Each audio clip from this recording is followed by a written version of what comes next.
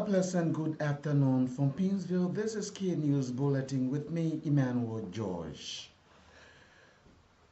President Joseph Newman Boakai has reaffirmed the government's commitment to human rights, peace, transitional justice, and inclusive education.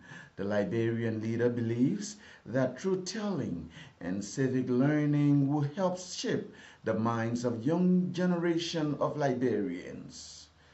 President Boakai's assertions were contained in a speech delivered on his behalf at the 35th anniversary of the massacre at the St. Lutheran Church during the weekend. Speaking on behalf of President Joseph Boakai, the Executive Director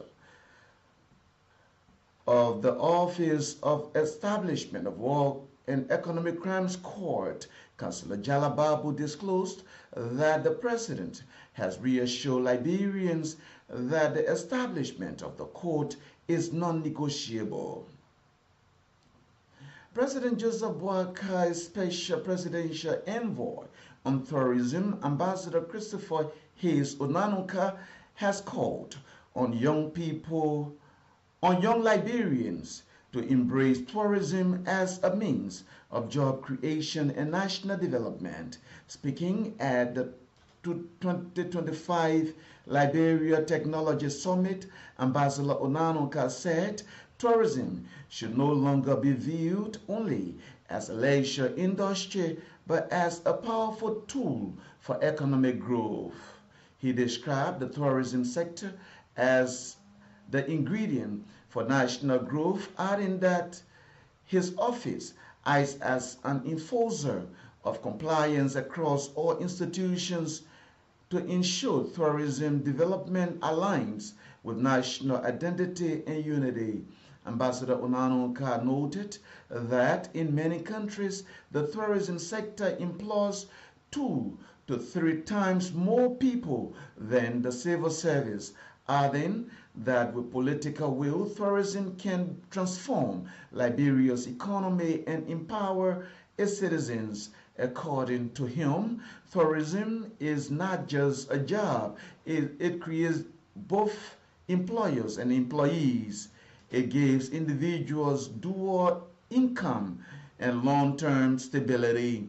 The special envoy also announced a shift in Liberia's tourism strategy, moving away from traditional focus on beaches and billboards towards ecotourism. He said Liberia has over 700 untapped tourism opportunities, including its vast waterways and natural resources. In an effort that mitigate the negative effect of climate change, the Pinsville City Corporation, PCC, has launched the Pinsville Climate Action Plan.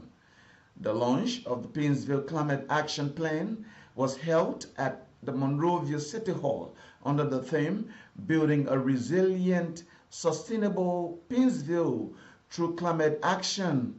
The event brought together high-profile officials, which includes Monrovia City Mayor John Shaffer and Pinsville City Mayor Robert Bestman, Yvonne Akisoya Obi, Mayor of Freetown and co-chair of the C40 cities. Speaking at the program, Mayor Bestman said the Climate Action Plan is the first full strategy to face climate problems.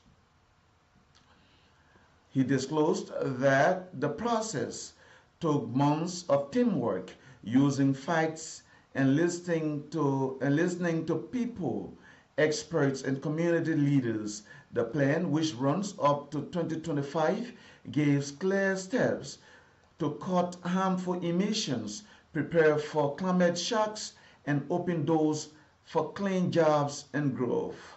The launch marks a step forward in helping Pinsville deal with climate change, and builds a better, greener future. Climate action is not just about the environment, it's about development, Mayor Bestman noted.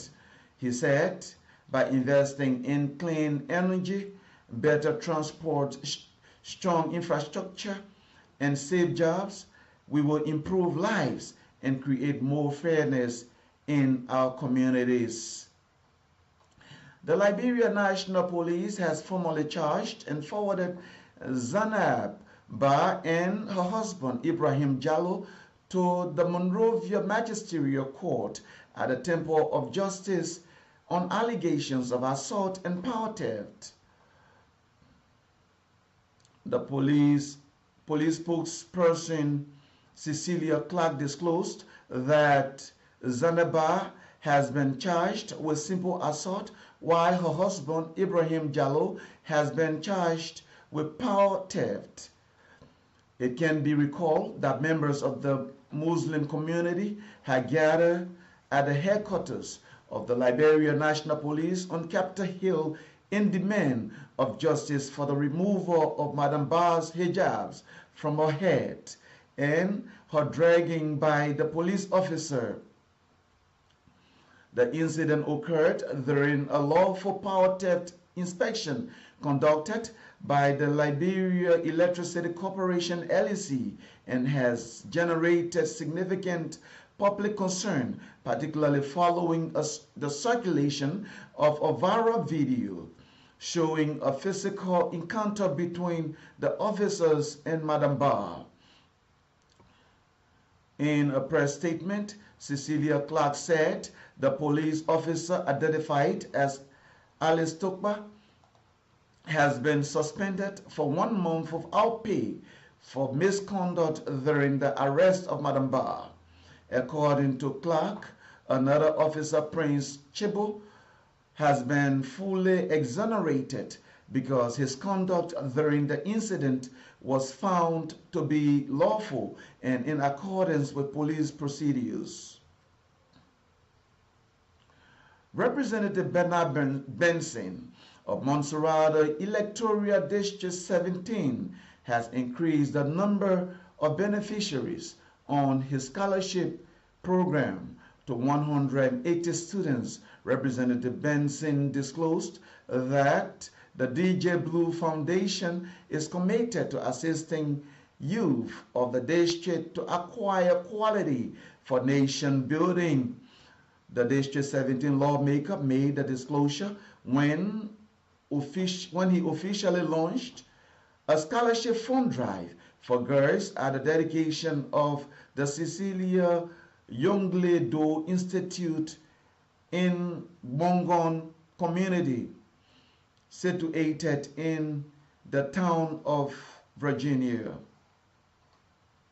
For her part, the proprietress of the Cecilia Youngley Doe Institute, Councillor Vivian Neal, lauded Representative Benson for the gesture.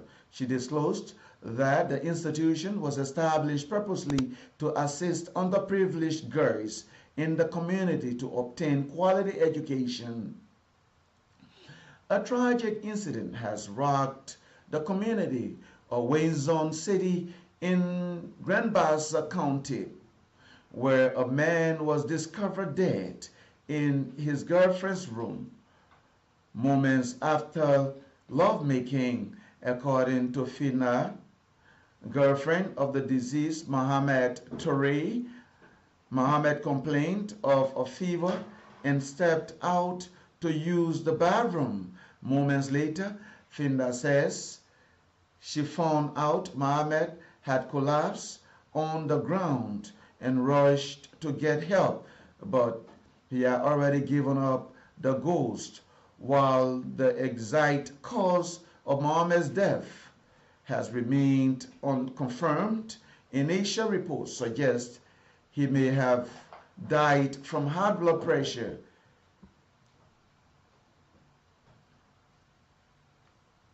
Family members of the late Blessing Willie had accused the Mayuba and Sons Clinic of allegedly providing wrongful medication to their relative, leading to her untimely demise.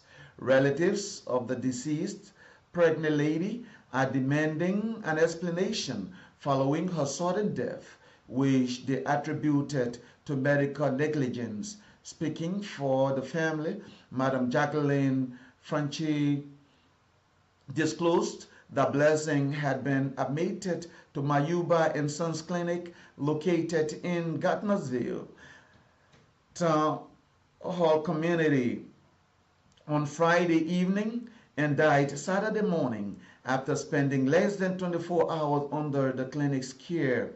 Family member says Blessing's death was preventable and called for immediate intervention by the government and human rights organizations.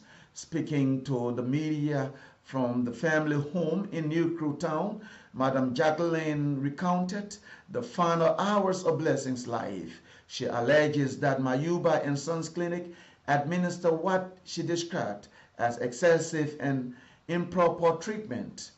Jacqueline disclosed that her deceased sister was given 3 bags of drip and several injections, all mixed with drugs that they don't even know. According to her, upon the administration of the drips and injections, the deceased started reacting strangely, and by the time she was rushed to Redemption Hospital, she was pronounced dead upon arrival. Efforts made by K News to get the site of Mayuba and Sons Clinic did not materialize as the authority declined to comment on the matter. The family of the deceased pregnant lady is calling for a full investigation, urging health authorities and human rights groups to intervene and hold those responsible accountable. Representative Edward Flomo of Montserrat Electoral District 18 has cautioned the management of the Liberia Cement Corporation to increase its social corporate responsibility for residents of the district. Representative Flomo argues that it is unfair for Cementco to generate 250 million United States dollars annually and only provide 3,000 United States dollars as social corporate responsibility to the community for scholarship. The District 18 lawmaker made the warning when he dedicated a district conference hall in Bassa Town, Jamaica Road on Bushro Island. According to the lawmaker, the 250 million United States dollars is about 1/4 of the nation budget, and as such, SMECO needs to increase its social corporate responsibility to the community. He urges that the 3,000 United States dollars cannot compensate for the health hazard to residents caused by SMECO operation. A one-day roundtable engagement between the Liberia Standard Authority and representatives of the Liberian-owned companies has ended at the Ellen Johnson Sirleaf Ministerial Complex in Congo Town. The event climaxed with the adoption of a number of resolutions aimed at standardizing products for export to the international market. Representatives of the Liberia Standard Industry and the Liberia Business Association and the Liberia Chamber of Commerce, among other things, resolved that the LSA decentralize its activities to give companies outside Monrovia easy access to test the products. Speaking in an interview with K News shortly after the deliberation, the Liberia Standard Authority Director General Stephen Mumba disclosed that the LSA and representatives of enterprises agreed, among other things, to conduct more awareness on the mandate of the institution. According to Mumba, most of the medium enterprise are appealing to the government for the reduction of price charge for testing their products. K News at 2, Emmanuel George. Have a pleasant